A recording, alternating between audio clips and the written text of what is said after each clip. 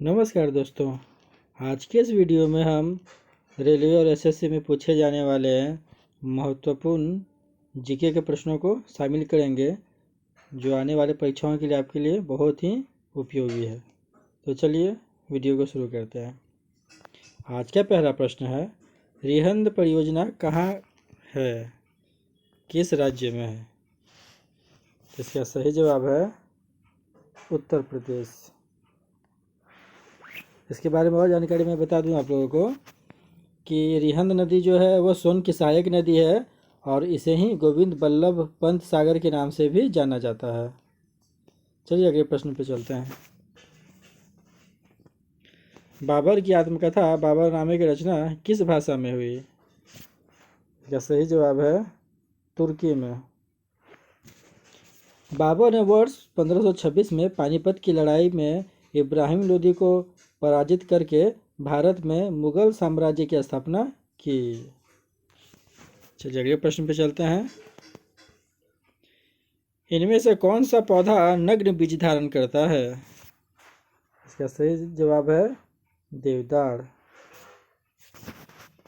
चलिए अगले प्रश्न पे चलते हैं। निम्नलिखित में कौन गुरुत्वाकर्षण के कारण त्वरण के मान को प्रभावित नहीं करता? इसका सही जवाब है द्रव्यमान। बाकी गहराई, ऊंचाई और पृथ्वी का आकार ये सब गुरुत्वाकर्षण के मान को प्रभावित करते हैं। चलिए अगले प्रश्न पे चलते हैं। भारत में किस दिन मेजर ध्यानचंद के जन्मदिन को राष्ट्रीय खेल दिवस के रूप में मनाया जाता है? इसका सही जवाब है 29 अगस्त।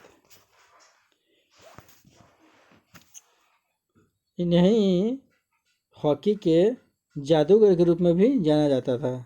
प्रश्न ऐसे भी आ सकता है दोस्तों कि हॉकी के जादूगर के रूप में किन्हें जाना जाता है? तो उसका सही जवाब हो जाएगा मेजर ध्यानचंद। चलिए अगले प्रश्न पे चलते हैं। भारत का सबसे पुराना सार्वजनिक क्षेत्र का बैंक कौन सा है?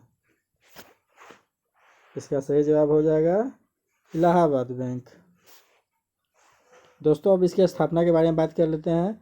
इलाहाबाद बैंक की स्थापना 1865 में हुआ था। इसके साथ ही साथ हम आपको अन्य बैंकों की स्थापना भी बता देते हैं। बैंक ऑफ इंडिया इसकी स्थापना हुई थी 1906 में। आंध्रा बैंक की स्थापना हुई थी 1923 में। और बैंक ऑफ बड़ौदा की स्थापना हुई थी 1908 में। बैंकों की स्थापना से संबंधित प्रश्न अक्सर परीक्षा में देखे जाते हैं, तो इन्हें भी बात को ध्यान में रखें। चलिए चलते हैं अगले प्रश्नों में।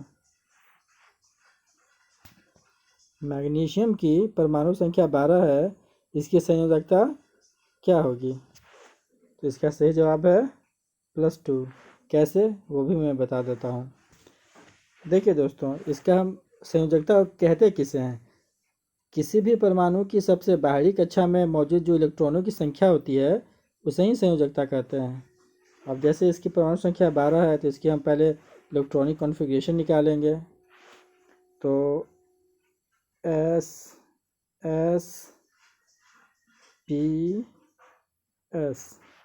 1s 2s 3s 2p 2 2 6 और ये 2, ये जो अंतिम कक्षा में इलेक्ट्रॉन ये 2 मौजूद है, यही इसकी संयोजकता हो गई।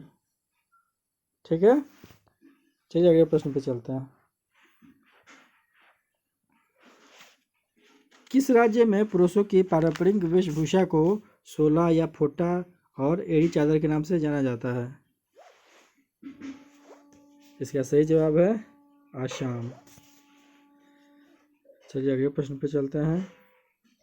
धातु कर्म प्रक्रिया है कौन सी?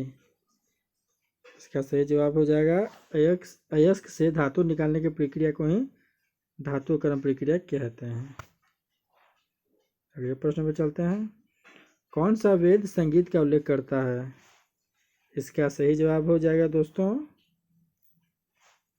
सामवेद, संगीत फॉर शाम, ऐसे ऐसे याद रखें। इसके अन्य वेदों के भी बारे में बता देते हैं हम। अर्थवेद में